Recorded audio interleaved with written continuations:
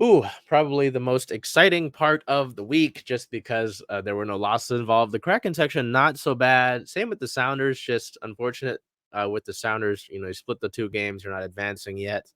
Knock on the woods. The Kraken, you win two of the last three games over the past week. Seahawks, you trade for Leonard Williams, but you lose really bad. So there are good and bads to take away. But the best news out of the entirety of the week, in the city of Seattle for our pro sports teams, the Oil Reign snap their losing streak in the semifinal. They had lost the past four matches they had played a semifinal in. For the first time since 2015, the Reign are headed to the NWSL Championship. They beat the San Diego Wave, the NWSL Shield winners this year, down in Snapdragon Stadium, which unfortunately had a ton of the San Diego State Aztecs marking on the field. Still, the conversion crew wasn't able to get that done. But regardless, the Reign win this one. It's another 1-0 score, same as their quarterfinal win over Angel City. Our player of the match, forward Veronica Latsko. Latsko, the hero, once again, an 8.0 match rating, 1 goal, 74% passing, 1 shot on target, and 3 passes into the final third. It's funny because in the post-match press conference, Veronica Latsko confirmed that she wasn't trying to score this goal. She was actually trying to cross the ball. So I'll make sure we get this credit on screen. All credit to the NWSL and the CBS Sports Network, CBSSN.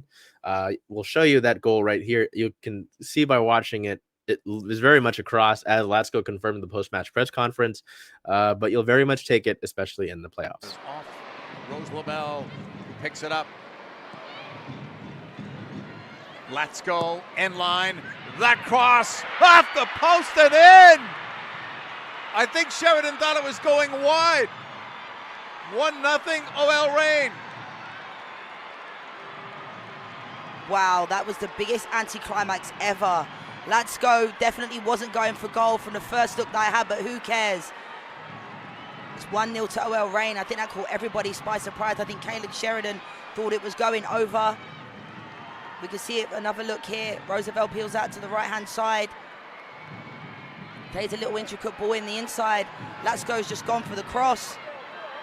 And it's completely caught Kaylin Sheridan out. You can see it's quite fortunate in the end. There's not really much that Kaylin Sheridan could have done defensively as well. I mean, maybe here Colaprico could have delayed the cross, stopped the cross.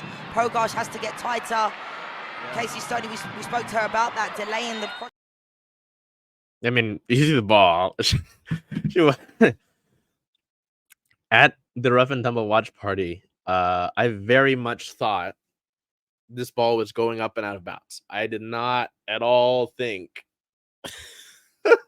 because you had Haidama near post, so it makes sense to cross the ball in, right? Just considering her ability for the header. She's one of the taller players on this team at 5'11". The ball goes by her. You can see her. She's like, okay, this is not going for me. The closest player is Megan Rapinoe back post, and she's not even close to it. And so I'm like, oh shoot. I like, if you had a camera on me at the time, I was just kind of like, oh, okay, it's going out. And then I see the goal, like the net move, and I was like, what in the hell? Yeah, that was wow. Veronica Latsko continues her incredible run in these playoffs. She becomes only the 3rd player in NWSL history to score in consecutive playoff games. The other two being Dabinia and Crystal Dunn back in 2019 with the NC Courage. A bunch happened this match, man. A bunch happened in this match. It was the first time ever that the two previous Shield winners ever played each other in a match. Emily Sonnet reached 1,000 career playoff minutes played, joining Christine Sinclair and Lynn Williams. I'm just going to get out the stats because this needs to be talked about. Obviously, we've talked about it before. One of the big reasons that I started circling Seattle sports was to give teams like the Reign and the Storm their proper respect. So we're going to give the Reign, their proper respect when it comes to the segment here on the show.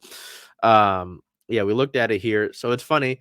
The 4th-seeded Reign and the 6th-seeded New York, New Jersey Gotham will play in the NWSL Championship.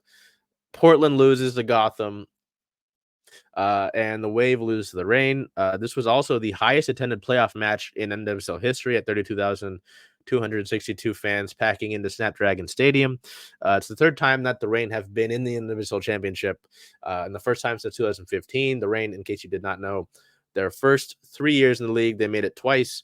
Their second and third year back in 2014 and 2015, losing both matches to FC Kansas City, a club that does not exist anymore and is not related to the Kansas City Current. They send their unbeaten streak over San Diego to 9 games. So the 2 years that the Wave have existed, despite all the success that they've had this season, they have never beaten the Reign. They go winless against the Reign this year in 5 matches played, being shut out in 4 of them, which is remarkable considering the talent, again, that the Wave have. It's a very good, I'm not dissing the Wave. They're a very good club. They're just not good against the Reign, it seems. So Claudia Dickey has consecutive clean sheets in the playoffs.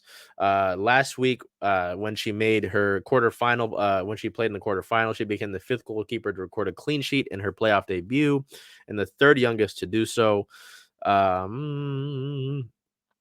Goodness, the 13 passes that ended up leading to Latsko's goal were the most passes in the build-up to a goal in playoff history for the NWSL. Rose Lavelle got the assist on that Latsko goal, made her first start with the club since September 3rd, earning the assist on it. As I mentioned, it was her first ever playoff assist and her 6th all-time. The win brings the all-time series to 7 wins, 0 losses, and 2 draws for the Reign against San Diego. As I mentioned, Emily Sonnet passes 1,000 minutes. Yeah, absolutely ridiculous. And I know it was a 1-0 victory. You know, it's obviously tight. If you can do the math, you can see how tight the margin is there. But the first half, it was a very OL Reign half. It was par for the course. It's what we've seen over the past 3 seasons for the Reign. And I'm not saying this to diss Laura Harvey, but under Laura Harvey, you know, they generate chances. We've been talking about this. We talked about this against Angel City in the quarterfinal win. The Reign generate chances. They just haven't been able to get that last foot on the ball, that last touch, maybe the last pass to get to a better angle to complete the goal. You know, sorry, everything's happening. It's a busy day. We'll get through it. But yes, so the Reign generate chances, but it didn't feel like some of those matches for this club during that tough period of time this season, late in the season, where it felt like, you know, there was a invisible force field covering up the goal. No, it felt like that goal was coming, and it felt like they were very much on the front foot. The Wave struggled with the Reign's high press. They didn't really put a tough effort on Claudia Dickey much at all during this game. They had 13 shots for them on goal, but none of them really challenged her, made her get out of her spot. Very much were all able to control it. Dickey looks strong. She looks confident throughout the course of the game. A big factor, though, in the final 15 minutes, the last 10 of regulation and 5 in added time, was the defenders, the back line, even the midfielders coming back to make blocks. Emily Sonnet had a big block late in this game in the box just to go and get in front of the ball. That effort is big. And the Reign, Rose Lavelle and Veronica Latsko were the players made available to us in the press conference, talked about buying in defensively and ensuring that, you know, the defensive aspect of their game comes first, and then they move on from that. They build the momentum off that. They feed off of their defensive effort. Defense wins championships, knocks on the wood. And, you know, that was apparent in this game with the Reign, how well they played defensively to go out and get there on the front foot. So impressive, really impressive. You'd obviously like to have the more than the one goal, but at the end of the day, you know, you're in the championship. That's what matters. That's what is at hand currently. Another piece of news that drops today: no Reign players, unfortunately, make the NWSL first or second teams. But I say this because they'll probably be more okay with getting to play for the championship as opposed to the individual honors. I'm sure more than a few of the players from the Reign deserve to have at least second team honors. Emily Sonnet being one of them. But you're playing for the championship at the end of the day. So that'll be really exciting. I look up, and I apologize. You're going to have to see me stand up here. But last year, when the Reign lost to the Current in the semifinal, I had already applied to go to the NWSL Championship in Washington, D.C., and the Reign did not go there. But I've got the credential here from, and I'm not going to show you it because in case you're trying to get in the media or anything like that, sports media, you're not supposed to show off your credentials. as silly as it sounds, they can be copied. People can do bad things with them, so you just don't show them. It's an unwritten rule of sorts. You don't do it. Don't post credentials. I've got some of the confetti here from last year's at Audi Field when Portland won. Unfortunately, I'll put it back on its display. And very happy to announce I'll be there this year. So yeah, it'll be big. It'll be in San Diego at Snapdragon Stadium on Saturday. This will be, and I say this to our Converge viewers, any new viewers, and anybody who's followed us at Circling South Sports for a while. It'll be the first league championship that we'll get to cover in person. And over the course of the time that CSS existed, starting back in late 2019, we've had we didn't cover MLS Cup because that was after, that was before. Pardon me. We started the podcast really briefly before. The Seahawks haven't won one. The Mariners haven't won anything.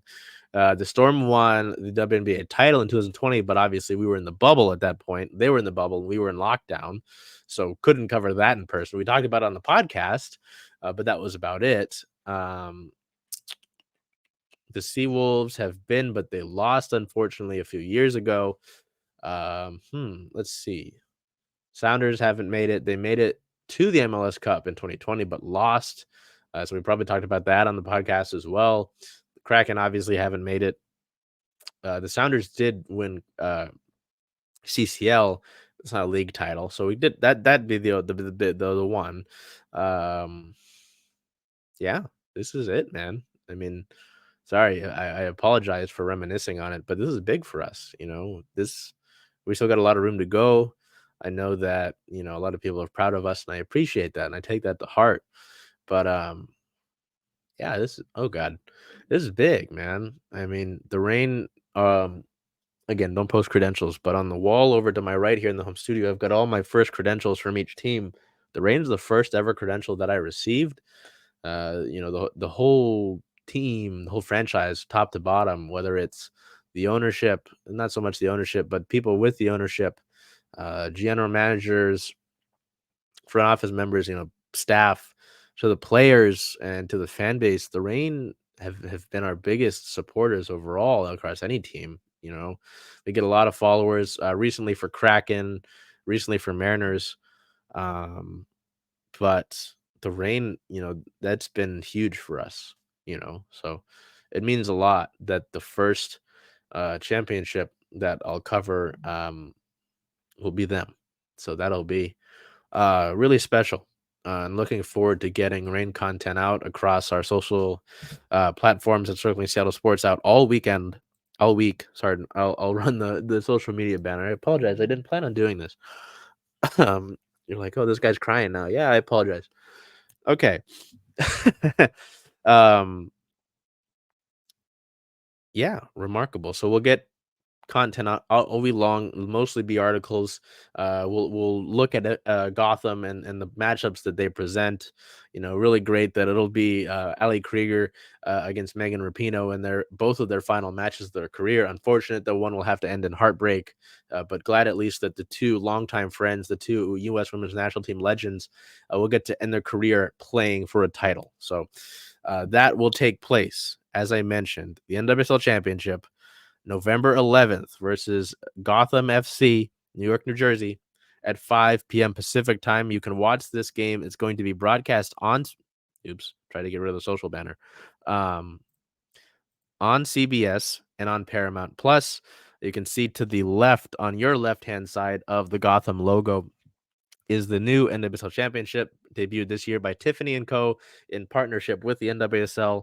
So it's big. This is really big. If you're not going to San Diego like we are, you can watch on CBS, of course. You can watch on Paramount Plus. You can follow us on social media, as we'll obviously be there to cover that. I know the Kraken play later that day, but you'll have plenty of time to watch this match and to watch the Kraken as well. And this is a championship. You have to prioritize a championship over a regular season game. The least you can do is tap in for me. If you do, and you're my friends and you follow us on social media, let us know that you are tapped in. It'll be great to know which of our followers are tuning in for this game. So